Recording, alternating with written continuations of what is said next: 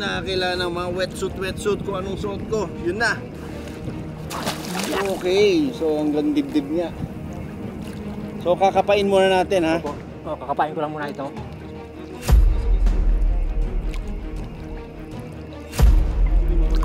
Ito daw yung kamay niya, Dok. Yung isang ang kamay niya. So, holding hands kami. Hawakan ko si Dok, baka hilahin sa ilalim. 1, 2, 3. Ito, Dok. Ito.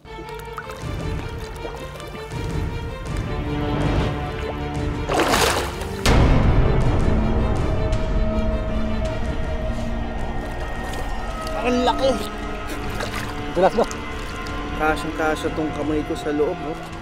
Ito, dito natin susukat po muna tayo. Yan. Pagpasok mo ng ganyan, kunyari hanggang dito lang pumasok. Tapos ito naman, bibitawan mo siya, tapos ito naman itutulak mo. Ah, okay. Pag guminto, tama na po yan.